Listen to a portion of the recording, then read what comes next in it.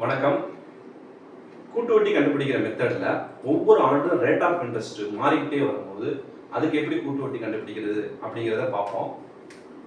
First, second மற்றும் third ஆண்டுகளுக்கான வட்டி வீதங்கள் முறையே 15%, 20% மற்றும் 25% எனில் ரூபாய் 15,000க்கு 3 ஆண்டுகளுக்கு கிடைக்கும் கூட்டு வட்டியை காண்க. கூட்டு வட்டி அப்படின்னு சொல்லிட்டு தனியா ஒரு ஃபார்முலா கிடையாது. கூட்டுத்தொகை மொத்த தொகைக்கான ஃபார்முலா தான் இருக்கு. மொத்த தொகையை கண்டுபிடிச்சிட்டு அதுல இருந்து அசலை கழிச்சிட்டோம்னா அதுதான் நம்மளுக்கு கூட்டு வட்டி. சரிங்களா? இப்போ இந்த மாதிரி ஒவ்வொரு ஆண்டும் ரேட் ஆஃப் இன்ட்ரெஸ்ட் மாறும் போது அதுக்கு என்ன கூட்டுத்தொகைக்கான ஃபார்முலா அப்படின்னா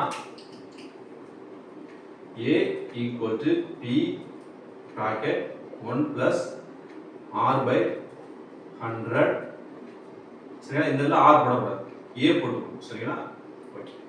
மறுபடி 1 plus B by 100. மறுபடி 1 plus C by 100. இங்கே ஏன் A B C ன்னு கொடுத்துருக்கோம் அப்படின்னா ரேட் ஆஃப் இன்ட்ரெஸ்ட் ஃபர்ஸ்ட் 15% இருக்கு, அதுக்கு A. ரெண்டாவது 20% இருக்கு, அது B. அடுத்து 25% இருக்கு, அதுக்கு பதிலா C போட்டுக்கிறோம். ஏன் இப்படி நம்ம இதை மாத்தி எழுதிக்கிறோம் அப்படின்னா இந்த ஃபார்முலாவை நம்ம ஃபர்ஸ்ட் மறக்காம நம்ம ஞாபகத்துல வச்சுக்கிறதுக்காண்டி ஒரு சின்ன அண்டர்ஸ்டாண்டிங் வேணும். என்ன அப்படின்னா ஆல்ரெடி கூட்டுத்தொகைக்கான ஃபார்முலா என்ன அப்படின்னா A equal to P bracket 1 plus R by 100 whole power n. சரிங்களா? இப்போ இந்த கணக்குலயே 20%, 25% நம்ம மறந்துருவோம். சரிங்களா? 3 ஆண்டுகளுக்குமே ரேட் ஆஃப் இன்ட்ரெஸ்ட் 15% தான் அப்படின்னு வச்சுக்கிட்டே அப்போ இங்க 15 போடுறோம். 3 ஆண்டுகள் அப்படின்னு சொல்லும்போது இங்க 3 போட்டுக்கணும். சரிங்களா? இப்போ 1 plus 15/100 whole power 3 அப்படிங்கறத எப்படி பிரிச்சு எழுதலாம் அப்படின்னா 1 plus 15/100 மறுபடி 1 plus 15/100 அப்படின்னு எழுதிக்கலாம். சரிங்களா? இங்க பவர்ல 3 இருந்ததை 3 டைம் பிரிச்சு எழுதிக்கலாம். ஏன் அப்படின்னா இது அடிமானம், மேல அடுக்கு 1 இருக்கு, இது அடிமானம் அடுக்கு 1 இருக்கு, இது அடிமானம், இது 1 இருக்கு. அடிமானம் எல்லாம் சமமாக இருக்கும்போது அடுக்குகளை கூட்டி போட்டுக்கலாம். சரிங்களா? அழிச்சிட்டு அடிமானம் எல்லாம் இந்த அடிமானம் சமமா இருக்குங்க, அப்ப அடுக்குகளை கூட்டிக்கலாம். 1 2 3 மேல என்ன போடலாம்? 3 போடலாம். சரிங்களா? அப்போ ரேட் ஆஃப் இன்ட்ரெஸ்ட் சேமாக இருக்கும்போது அப்ப இது என்ன பண்ணுங்க, ஒரே மாதிரி இருக்கும்போது இதை என்ன பண்ணுங்க ஃபார்முலா இது 6000, இது 8000. சரிங்களா? ஆனா இங்க என்ன ஆகுது அப்படின்னா ரேட் ஆஃப் இன்ட்ரெஸ்ட் ஒவ்வொரு ஆண்டும் மாறுது. அதாவது இந்த இடத்துல மறுபடியும் ஒரே மாதிரி ஆர்ஆர் தான் ஆர்ஆர்னு போடுவோம். இங்க ஆர் கிடையாது. ரேட் ஆஃப் இன்ட்ரெஸ்ட் தனித்தனியா மாறுது. சரிங்களா? அப்ப ஆல்ரெடி போட்டிருந்த நம்ம கூட்டுத்தொகைக்கான formula P bracket 1 plus R by 100 whole power n அப்படின்னு இருந்ததை என்ன எடுத்துறணும். சரிங்களா? என்ன எடுத்துட்டு இந்த இடத்துல A ன்னு போட்டுக்கணும். மறுபடி இதே மாதிரி எழுதி இந்த இடத்துல B ன்னு போட்டுக்கணும், இந்த இடத்துல C ன்னு போட்டுக்கணும். சரிங்களா? ஈஸி தான் ஃபார்முலா நான் வச்சுக்கிறேன். ஆல்ரெடி இந்த ஃபார்முலாவோட ஹோல் பவர் n அப்படின்னு பாத்தீங்களா, அந்த n எடுத்துறணும். R க்கு பதிலா A, இன்னொன்னு எழுதி B, இன்னொன்னு எழுதி C அப்படி போட்டுறணும். சரிங்களா? இப்போ வேல்யூவை சப்ஸ்டிட்யூட் பண்ணி ஆன்சர் கண்டுபிடிக்கணும். சரிங்களா? P எவ்வளவு கொடுத்திருக்காங்க? 15,000. 1 plus A எவ்வளவு? 15/100. 1 plus B எவ்வளவு? 20/100.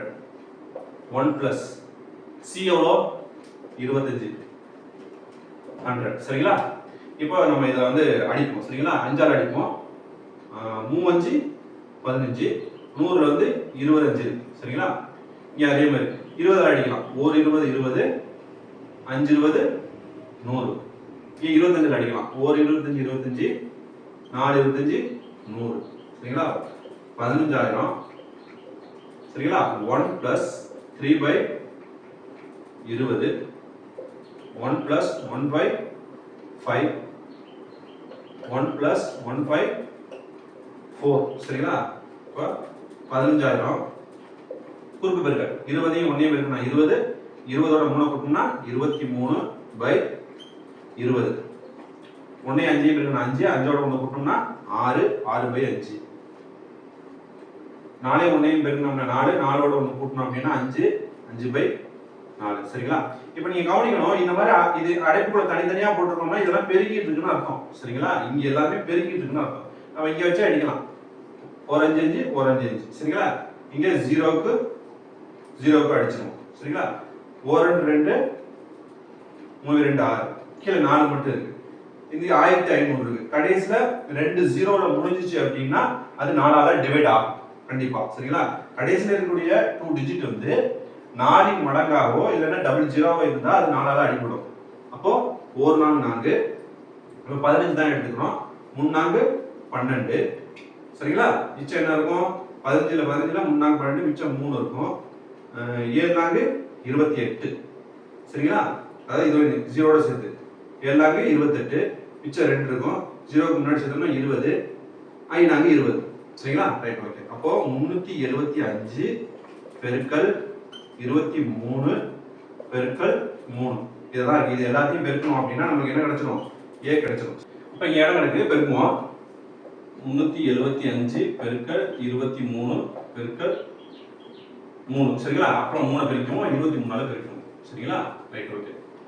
3 5 15. 15க்கு 5 மிச்சம் 1. 3 7 21 1 22 மிச்சம் 2. 3 3 9 9 2 11. சரிங்களா? அடுத்து 2ஆல பெருக்கணும். 2 10 10க்கு 0 மிச்சம் 1. 7 14 14 1 15 மிச்சம் 1. 3 6 6 1 7. சரிங்களா? 5 2 6 8. சரிங்களா? அடுத்து என்ன 2ஆல பெருக்கணும்? அடுத்து 3ஆல பெருக்கணும். 23ஆல தான் பெருக்கணும். அடுத்து 3ஆல பெருக்கணும். இத